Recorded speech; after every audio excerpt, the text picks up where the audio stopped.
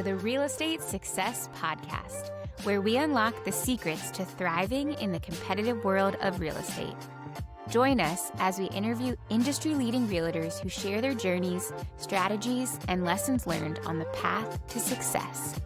Be sure to tune in as we dive into the keys to building and sustaining a profitable real estate business. And now, here is your host, Leland Gross. Welcome back to the Real Estate Success Podcast. Today, we're diving into a niche that's booming, but more complex than it looks: short-term rentals. My guests on today's podcast are two powerhouse professionals. Liz Moison, a seasoned real estate agent with over 25 years of experience in short-term rentals across Montana, Colorado, and now Virginia Beach, as well as Liz Copeland, a sharp and strategic lender at Cross Country Mortgage with a background in wealth management and non-QM lending. Together, these two have built a dynamic partnership focused on helping buyers and investors navigate the ever-changing short-term rental landscape, from zoning regulations and overlay districts to financing strategies like DSCR loans that prioritize the property's income over your personal financials.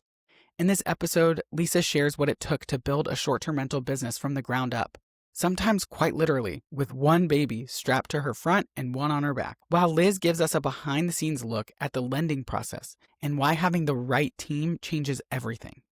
We also talk about the power of niching down in your business, the value of collaboration over competition, and how defining success as a daily joy or helping one person each day can lead to a more fulfilling career. This episode is packed with insight, especially for agents, investors, or anyone considering getting into the short-term rental market. So with that introduction, I hope you enjoy this episode of the Real Estate Success Podcast with Liz Moison and Liz Copeland.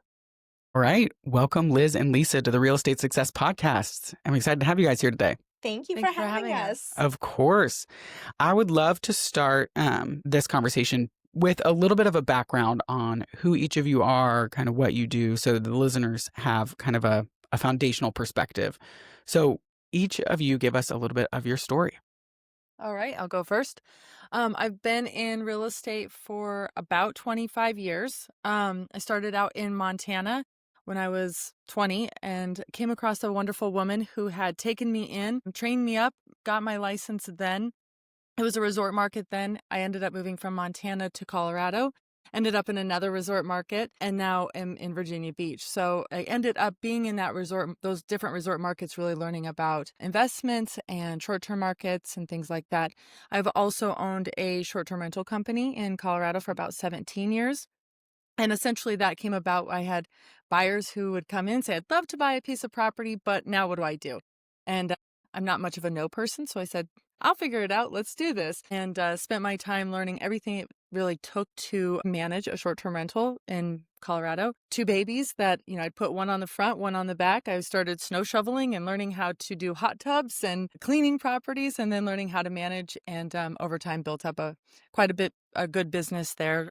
We had about 50 properties at one time for quite a while, and then while also selling real estate. So having moved to Virginia Beach, I still have that company in Colorado, and it's a very well-oiled machine there, but I also just learned so much about the short-term rental market and how valuable it can be for buyers and people to be able to own properties and still offset their cost of ownership. That's awesome. What about you?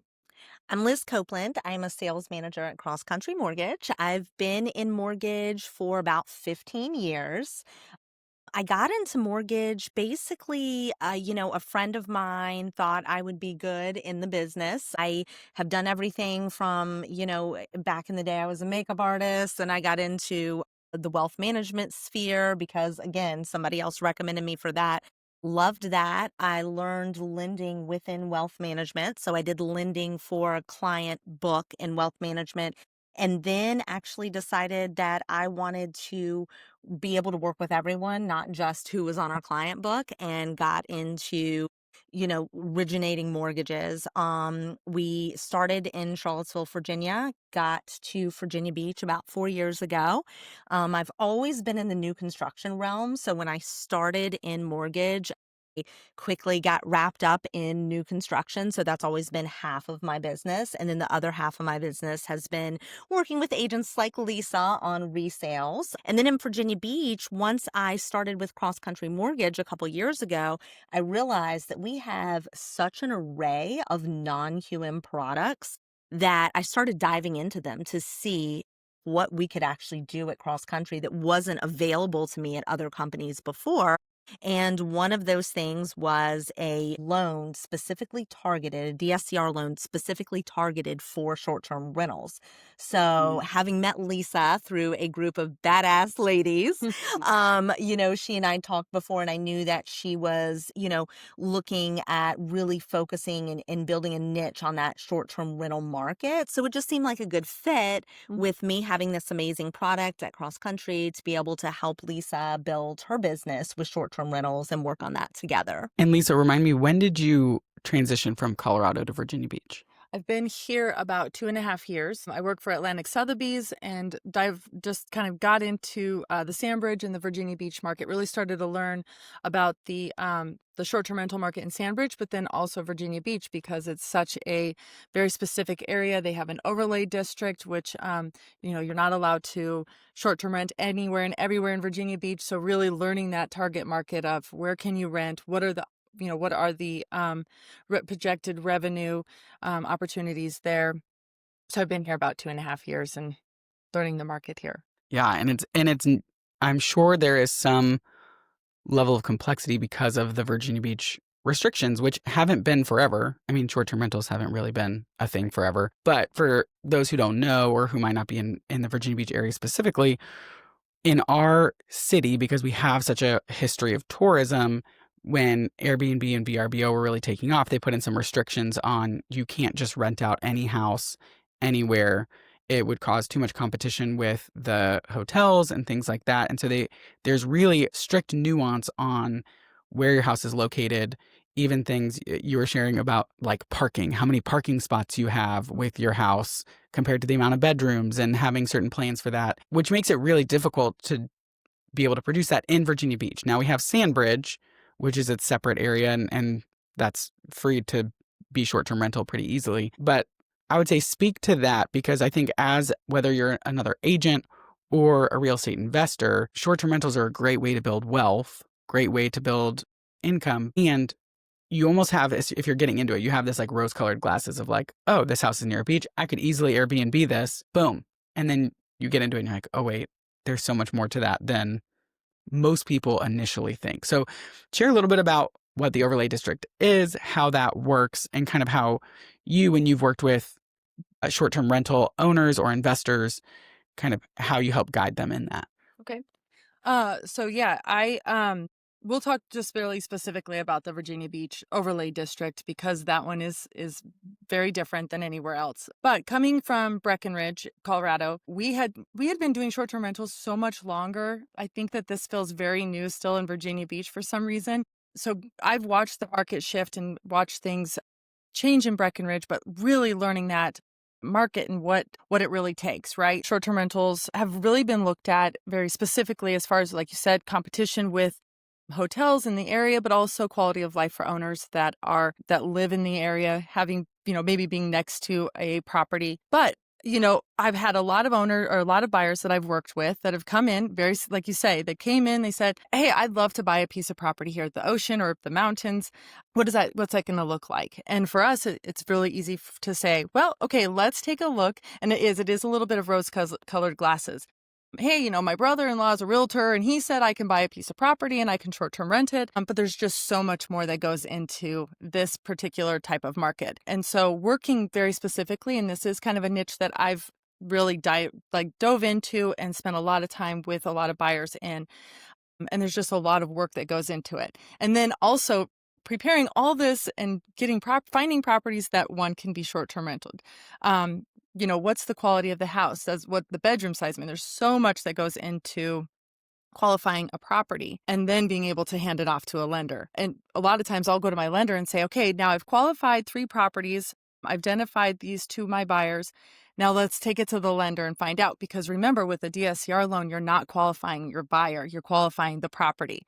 So there's just so much work that goes into the backside of buying one that a lot of people aren't prepared for. They just think, well, if I can find a piece of property that I really like, I'll just short-term rent it. In the overlay district, very specifically in Virginia Beach, you could be on a half alley and one property can be short-term rented and one cannot. So also really understanding the location of each individual property. The short-term rental market, or the city of Virginia Beach, has gotten really strict on their requirements for the short-term rental district. Parking has something to do with it. I believe right now it's a parking per bedroom. You have to have a parking spot per bedroom. And if you don't, you have to have a plan for that. So you have to be able to say, okay, I don't have a parking spot per bedroom, but I've got a parking garage, half block away. And then they will be able to put that in perspective for you and also use that. Decks are a huge thing right now in the short-term rental for the city of Virginia Beach. We've had some situations where people weren't keeping their decks up. You had a big party and the deck has fallen off. So they're really strict right now on that. And that will also be a big part of your qualifying for a short-term rental. So there's all these things that go into it. We go into even an offer and we have to now say, will the property qualify? Can we get a loan? Does the property actually meet the needs and the standards and the expectation to actually get an occupancy permit for it? So there's a lot of things that go into it, but that's essentially kind of where we start is, letting the buyer, helping the buyer understand. And also, of course, revenue. Revenue is like the biggest thing. Right. I have to go in and put it up against a certain program that I have, a software that we use to determine what the short-term rental potential will be. We get into then the appraisers, and the appraisers come out and it's not just a normal appraisal, because the appraiser actually has to understand the revenue aspect of it and appraising the revenue. Right. So although there's a lot of working parts, but if you have the right people, we are doing a lot of it on the backside. The buyer doesn't need to come prepared with that information. We have that, and we just walk them through it step by step, and it's worked out really well. So my understanding of what you're saying is we come and we have, whether it's a software, whether it's packages of like, hey, here is the home that we have already identified because we know this is something you're interested in. So we've identified these 3 properties. We've researched the overlay district. We believe these ones qualify. And we've already run the report on here is projected revenue, expenses you need to be ready for as far as, cleaning fees and, other fees associated with this. And then, so basically this one already qualifies. Do you need to pull permits? Like, does the city need to have you already come to the city and pulled this is now permitted for rentals? Is that a thing? Or is that something they have to do once they purchase the home? Yeah, great question. So if the property is already being short-term rented, then it already has its occupancy. It's a CUP. It's a permit that you already have through the city of Virginia Beach. So if you already have that in place, it will transfer with the property, not the owner, which is great to know, because in some areas, those permits for short-term rentals actually transfer with an owner, not the property. But here in Virginia Beach, they do transfer with the property. However, some of these properties are in the actual location of the short-term rental district, that overlay map, but they're not being short-term rented. And the sellers haven't gone ahead and gotten that permit in place either. And you're looking at about 3 to 4 months right now to actually get a permit, get your application in and then have the city approve it. And so that's definitely something you have to work with. If the property's already is a short-term rental and has its permit, which we'll see a lot of that more in Sandbridge. I still go to the city of Virginia Beach. I have these amazing people that work in the city of Virginia Beach that I'm able to call up and say, can you look at this property? Are there any violations on it? Is it in fact in the short-term rental overlay district? Here's the parking situation. And they'll help me, at least they'll guide me a little bit, this would be something that we don't foresee having any issues with permitting on. But, again, some of these properties are not currently permitted. So we do our best to kind of gather up all the information and then provide that to the buyer, but also to the city of Virginia Beach, so they kind of know it's coming down the line, right? And so we have to be prepared for that. But yes, we do break down all the costs for our owners. I mean, we have a really good idea, and obviously it's an average, but we have a really good idea of what each individual thing is going to cost when short-term renting. We also have really good short-term rental companies that we, either we kind of refer out and have them help us as well when guiding the buyer into that situation just out of the gates. What is this going to look like? But then also potentially being able to take over the property for them once they've purchased. Some homeowners don't want to be totally hands-on. They would rather have a company that they trust to take over the short-term rental and be able to meet those needs of the short-term rental. Totally. I think that's so valuable. And I want to jump into the DSCR loan product here in a second as well. But I'm curious, is that something you would also help with sellers? Like, I'm thinking if you have someone who's selling on the oceanfront who might have a house that's not permitted, but is in that overlay district, is that something you would encourage them to do? Like, hey, it'd be a good idea to just get permitted for this before you sell, because that opens you up to a whole new set of buyers who might be looking for a rental opportunity. Or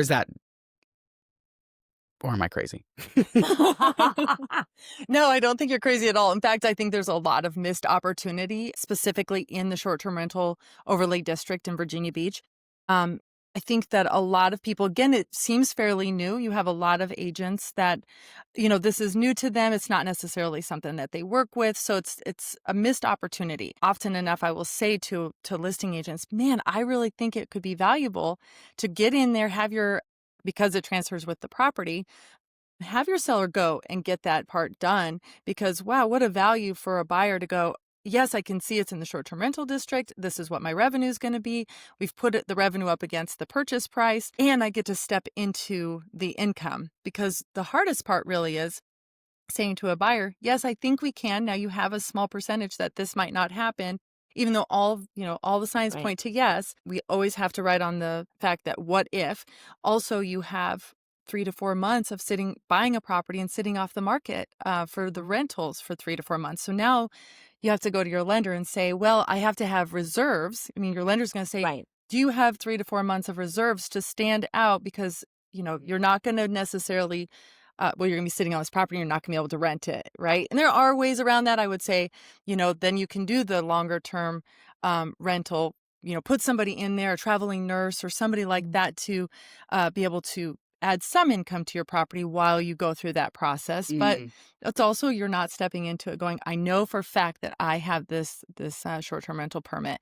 So I definitely think with sellers, I think it's a missed opportunity. I think there's a lot of value added, especially in a world where we're talking about affordability, right? Affordability is such a big conversation right now in our current market.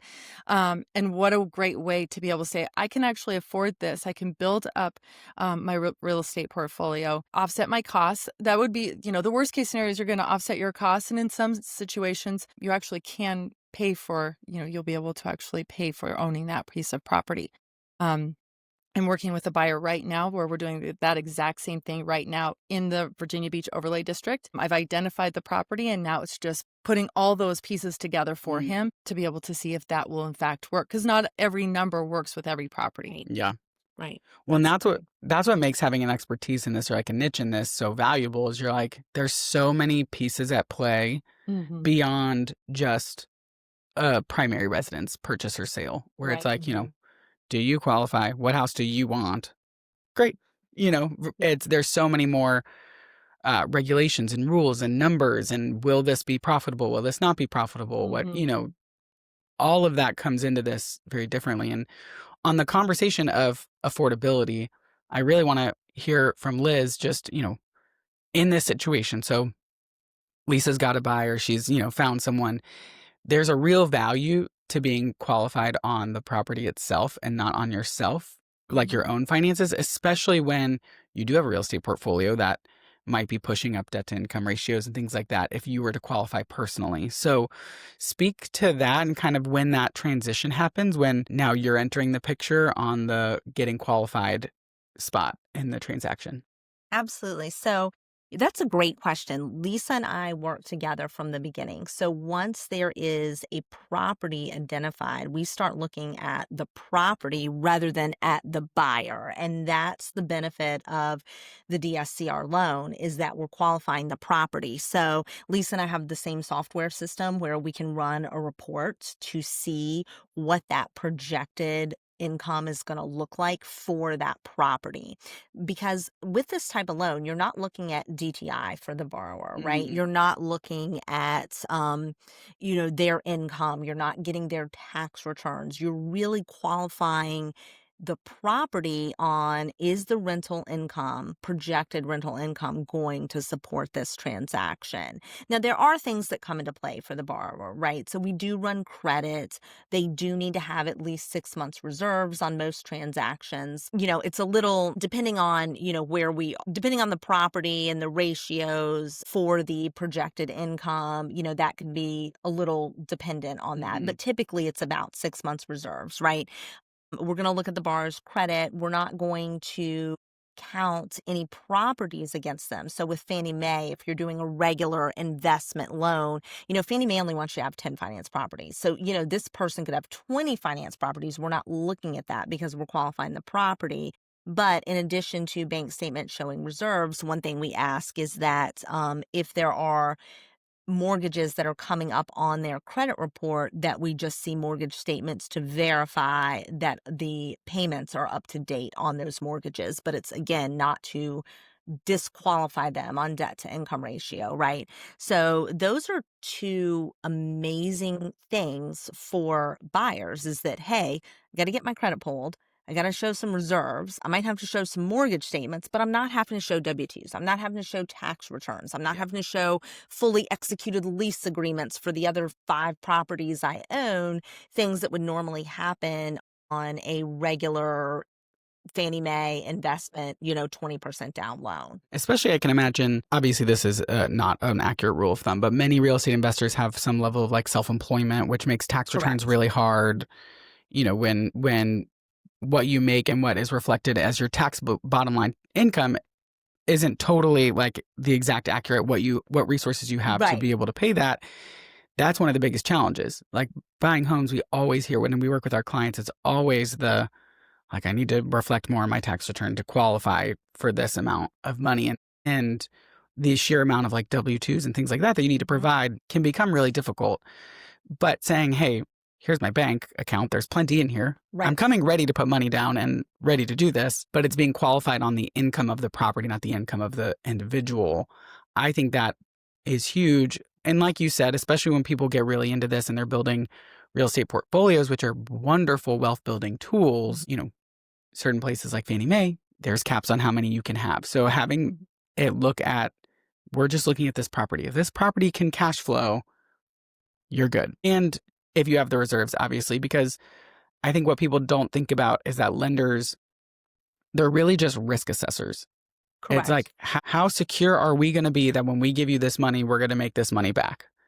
And which makes sense why they're saying, will the property make enough income? And should there be some situation where the property doesn't get rented or there's a vacancy issue, do you have reserves to make that? And are your past mortgages or your other previous mortgages up to date? Great. That tells us you are a reliable person and this property is cash flowing.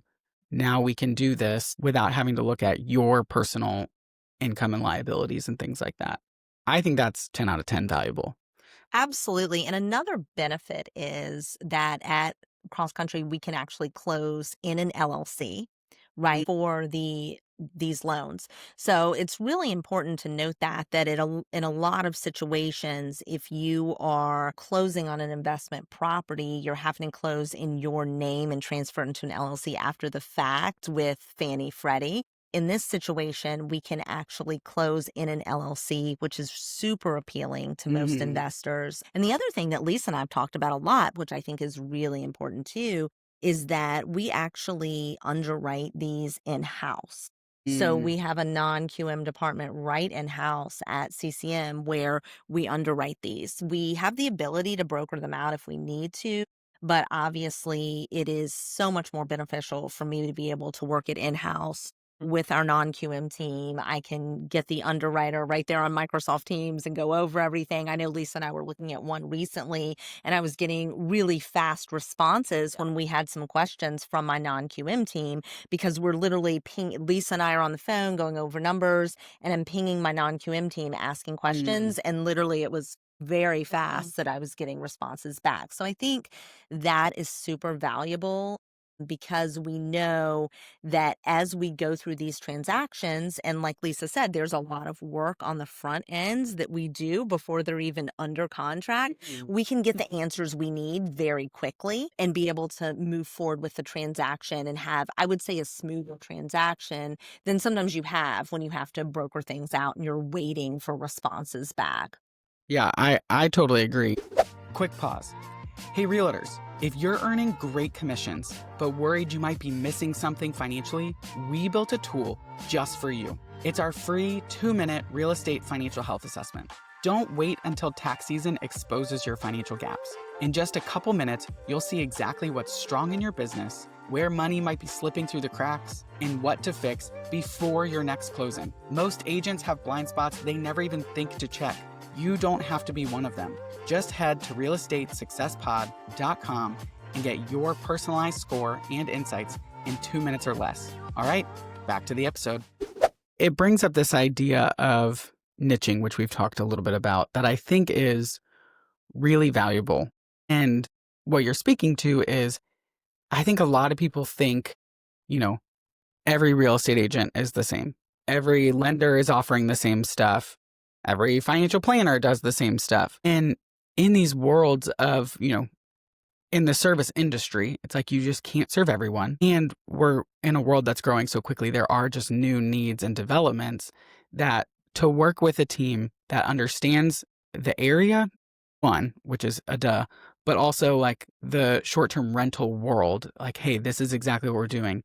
And to work with a lender who has a specialty in non-QM loans, it's going to be a totally different experience, because you guys can come, hey, we've pre-prepared a lot of this. We're proactive, not reactive, and we know this. We're experts in this market. Hey, we've got a team that can write this in-house. We've got underwriters, which underwriting is the biggest nightmare of the transaction as a whole. It's like, that's the most like, what's going to happen here, Yeah. And so the more you can have that under control really adds so much value. But I think this idea of becoming a specialist or niching is a relatively like 2000s idea. In medicine, we've been doing that forever, because it's like, you're just a heart surgeon. When our son had open heart surgery, it was like, we've got a lady who only does this exact surgery on hearts that are smaller than the size of a quarter. And you're like, well, I'm really grateful you exist. Yeah. I don't want anybody else doing this, But in other service fields, we've kind of been in the like, if you can fog a mirror, I will work with you, right? And it can feel scary, I find, to niche and say, hey, I really specialize in this, and you're looking for that over there. You almost have this fear of, well, I lose out on business by really becoming hyper-focused in what I do. But I really think that, or my experience in my own field is, that's almost the opposite. When they do studies, it's like those who have a specialty, then everybody goes to you for that specialty. Then you're hyper efficient, because you're like, I know this, it's wash, rinse, repeat. I know this. I've got the muscle and systems built. I'm not doing a short-term rental one day and then, a jumbo loan the next day and then a first-time home buyer the next day, which maybe you are, but when you have your kind of niche focus, I think it really drives a lot of value. So I guess speak to that from y'all's experience in real estate of, building a specialty market, and how that's either gone really well or how that's been hard, or just kind of what your thoughts are on that. Because when you're self-employed or when it's up to you, it can feel really easy to just go after the I'll just go after anybody. Right. Especially in the early days, I find, when you're like, I just need to get income. Right. 100%. Yeah, 100%. I tell all my agents, I've had this conversation with you before, and I tell my builder partners, hey, look, if a lender is telling you that they do everything well, that is not the case. That is absolutely not the case. So you've got to be able to, I think, to say, hey, this is what I do well and this is what I don't do well. And I say this all the time. Anybody watching this, who knows me knows, if you come to me, and I had an agent the other week come to me, their client needed grants and VHDA and all this stuff. And I sent them to my friend Marty because she is great with VHDA.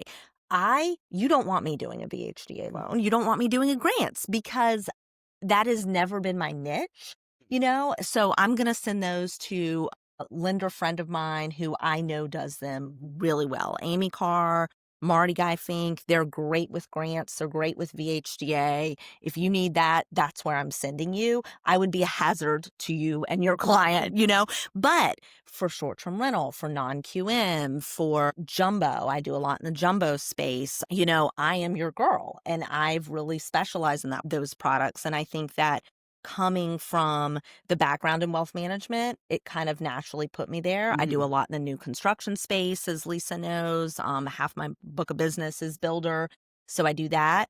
And, I do help clients that do regular conventional loans. I have a ton of those. I do a lot of VA in this area. I've done VA for a very long time. And, FHA, I do a lot of FHA. But that's kind of my wheelhouse right there. And if you start coming at me with, we need VHDA, I'm not your person, and I'm okay telling you that because I want people to have the best experience. Buying a home, people have to understand. I mean, it's the largest financial transaction in our clients' lives, like buying an investment property, same thing. It's a huge financial transaction.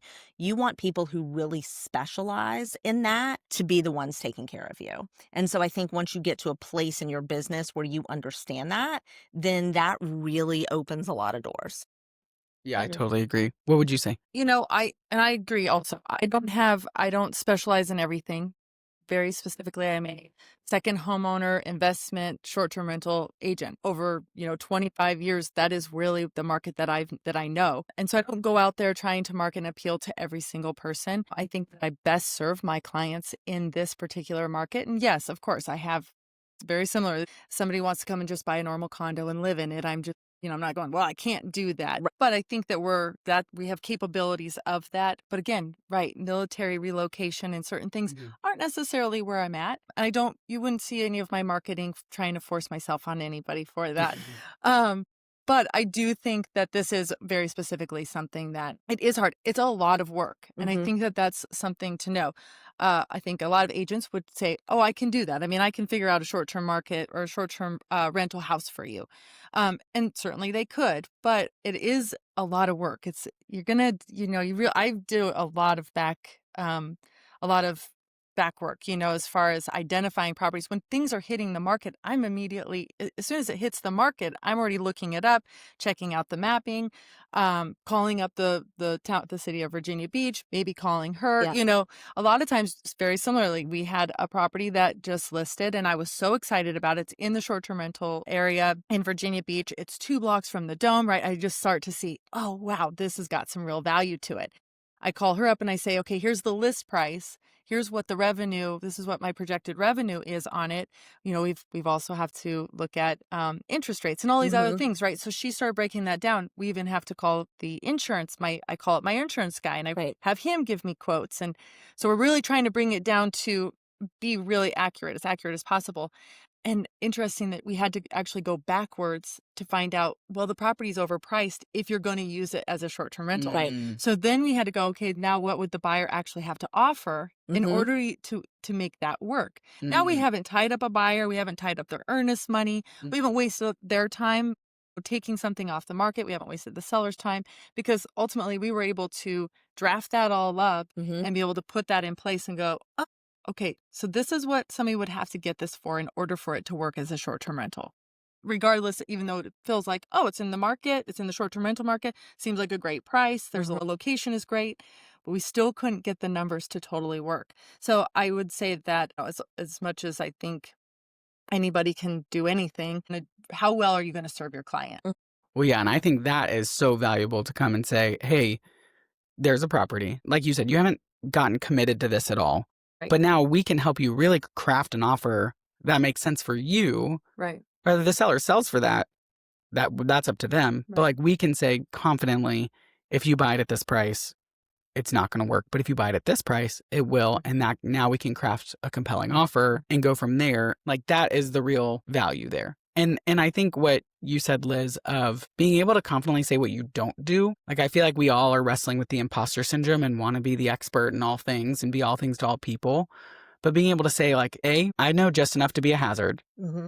And Totally. this also just doesn't bring me life. Like we have to realize like we are in this not just to make a living ourselves, but to enjoy our lives. Mm-hmm. Like that's why I love working with self-employed professionals, variable income professionals, people in kind of the heart of their career.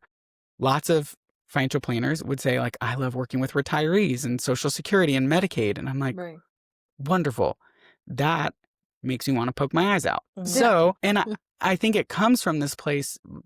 I think when you can feel confident saying like, this is my expertise, there's so much more of an abundance mindset there to say, there is now enough. Like, I don't need to go work with anybody who can fog a mirror, who needs VHDA or, military relocation. I don't need to do that because there's enough to go around for all of us. Yeah. And maybe I'm referring out, like, I love that you're like, this person has this niche, so I'm going to actually send this person over there.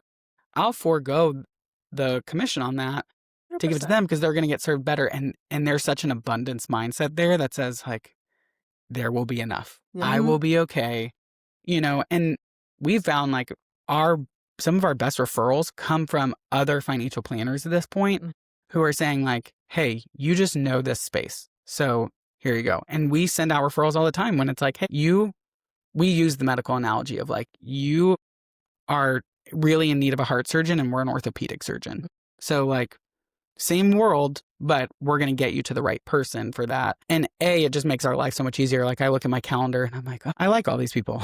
The work I'm doing is really impactful and the work that I really love and do really well. And, our business begins to flourish because then other people can say, hey, this is the short-term rental team. Mm-hmm. Like you have a short-term rental, boom. They're going to outserve.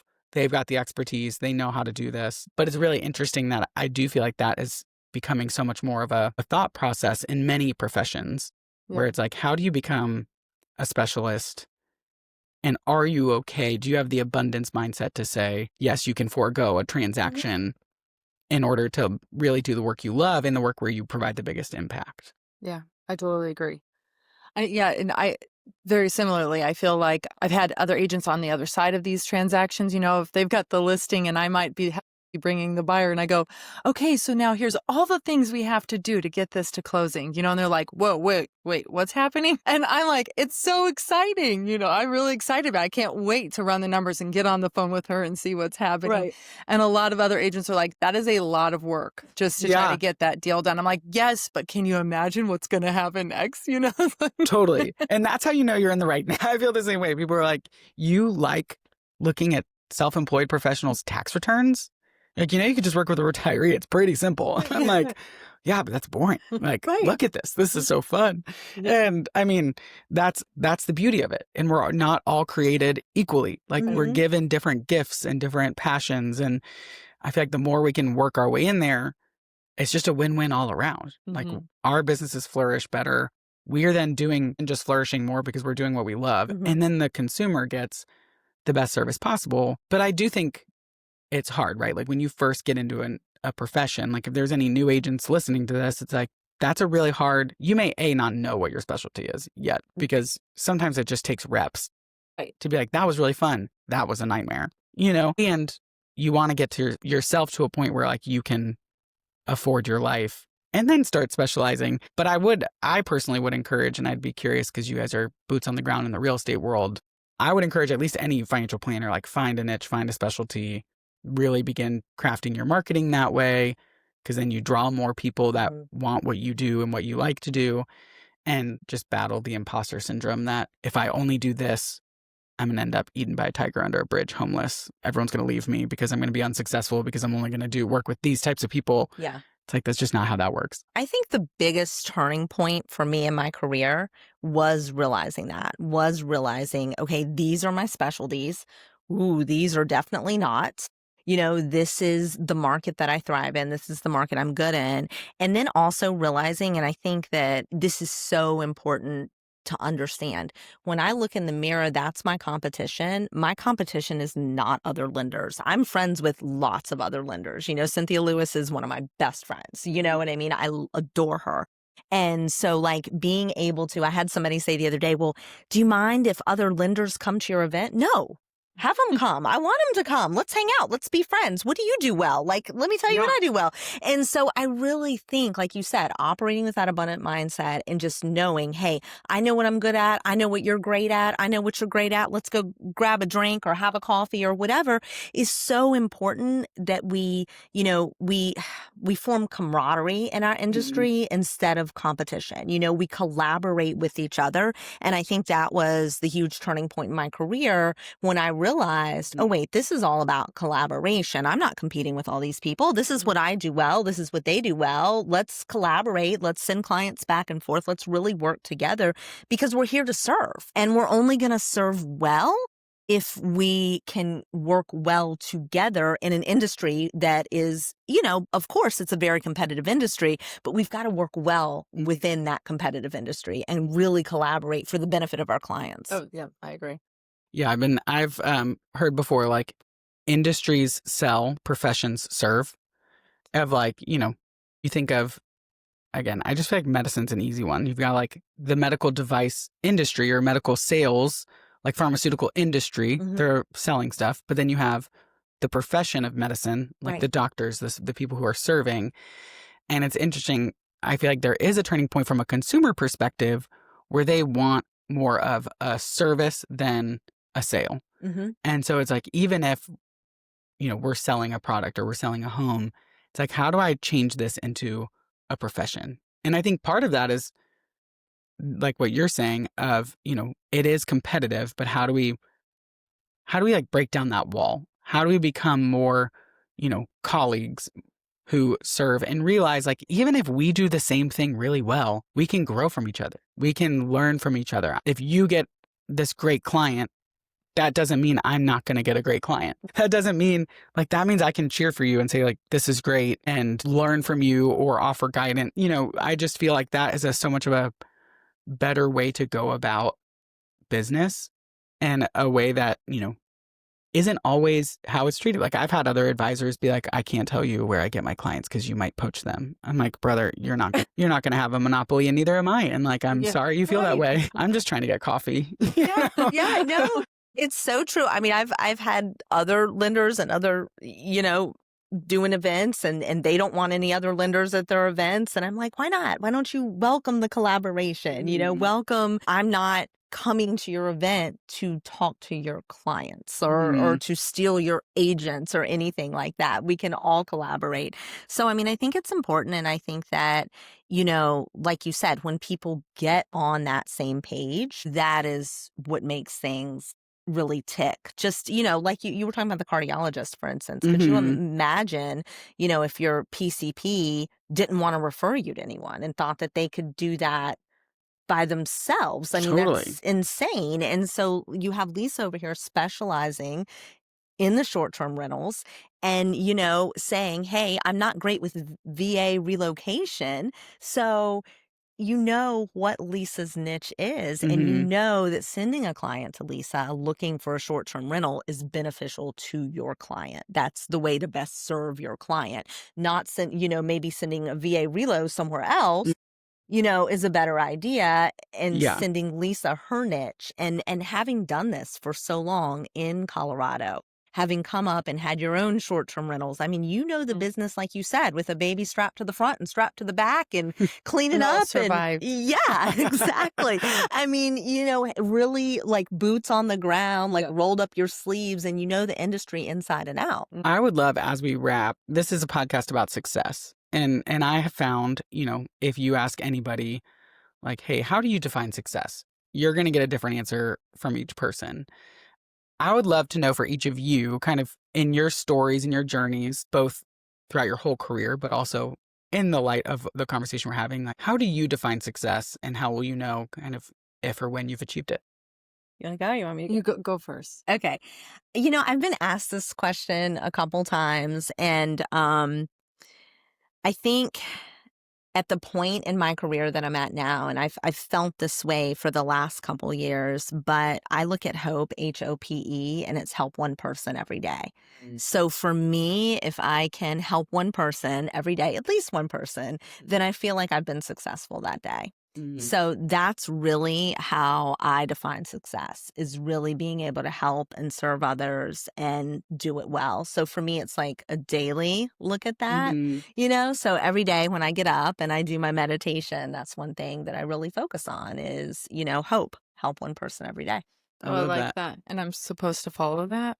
I mean, it's now a competition. Listen, I did forget to tell everybody I really am very competitive.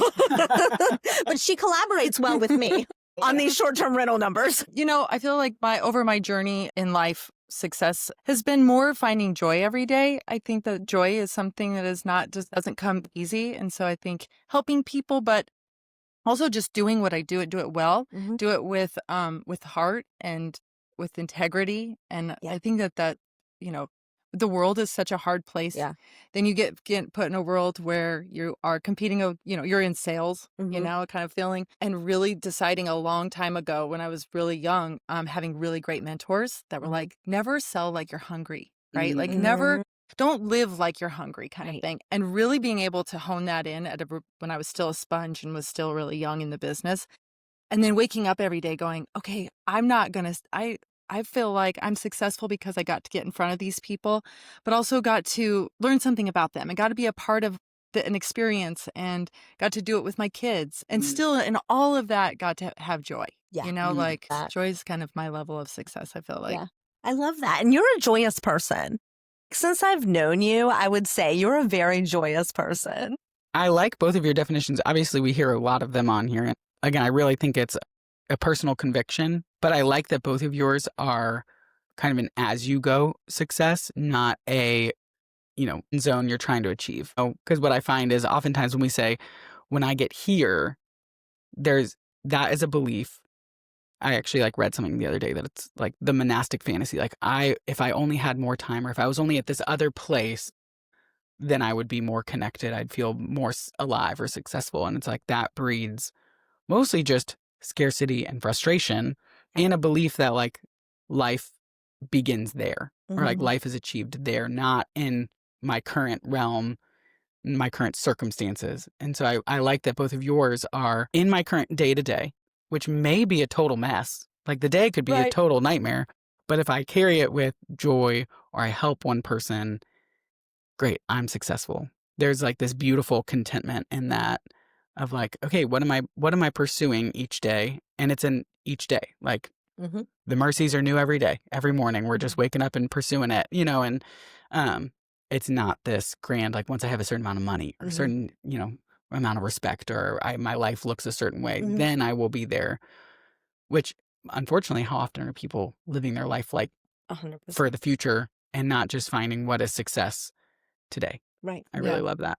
I feel like I did have that at some point in my life, though. And when you've been there, and you kind of do when I own a house, when I, you put yourself, because I have found myself being a workaholic at times in my life and just totally honing in on my level of success, and especially in real estate, and it being such a competitive world, but also, everything just feels like it dictates who you are, your level. Yeah. And having little kids in that time frame where I was putting him in the car. I mean, my son, I was 24, I had my son, and I lived in this world in my mind that was so determined to be successful on monetary and the number of sales, and that I had my son, and 3 days later, I had him in my office, and I was sitting there, right? And I'm looking at everybody else see what I can do? You should be able to, and I kind of did that. I was 24, I was young, but it didn't take long for me to then, as my kids got older, kind of have that mom guilt of oh man, I spent so much time. I mean, they were with me.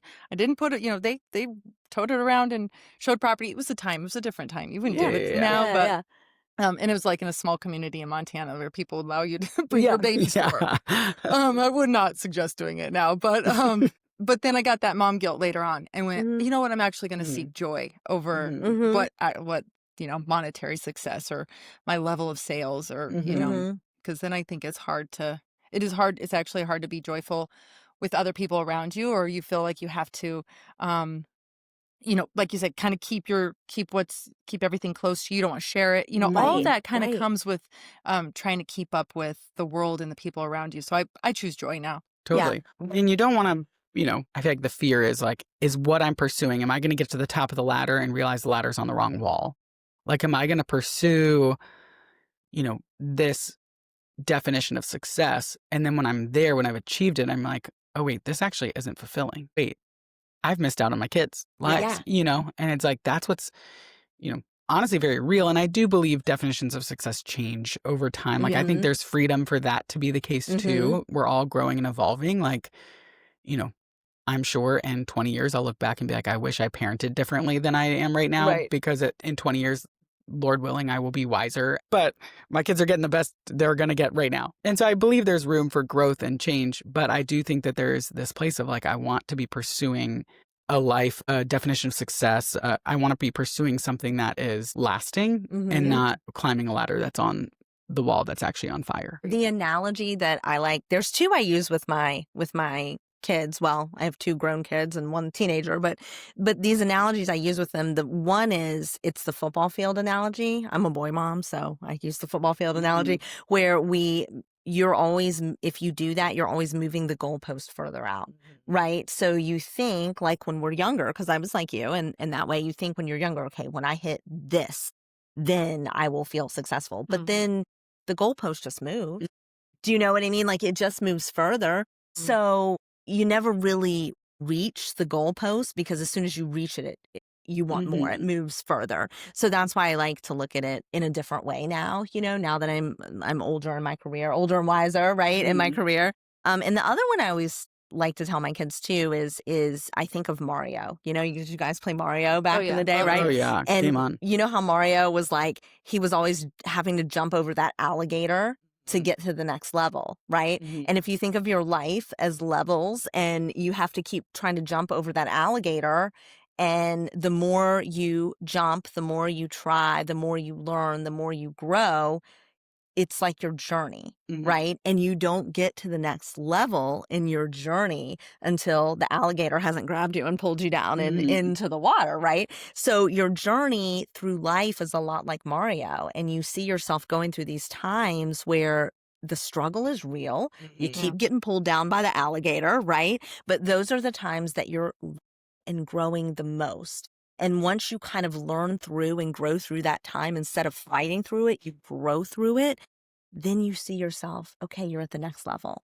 And then, you know what I mean? So if you think of life and your journey as growth, not struggle, I feel like that is a really great way to set yourself up for success, is enjoy the growth. Don't worry about the struggle. I totally agree. Well, Lisa, Liz, thank you guys so much for coming on, sharing your story, sharing your wisdom and expertise with us. I kind of want to have you guys back on at another time, just because I feel like we could, in this sphere, have 5 conversations about this. But thank you for being on here today.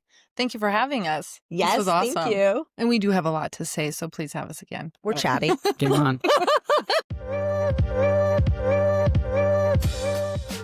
Thanks for tuning in to the Real Estate Success Podcast. Before you go, a quick reminder. This podcast is for educational purposes only and is not intended as tax, legal, or investment advice. The opinions shared by me or any of my guests are just that, their opinions. So if you're thinking about applying anything from today's episode to your life or business, I encourage you to consult a qualified professional who understands your unique situation and goals. If you want to take the next steps, check out the links in the show notes or go to realestatesuccesspod.com to complete our 2-minute financial health assessment. Or you can book a free call with us at PeaceLink Financial Planning, or just get in touch. We would love to hear from you. Now, go forth, forge your path, and prosper.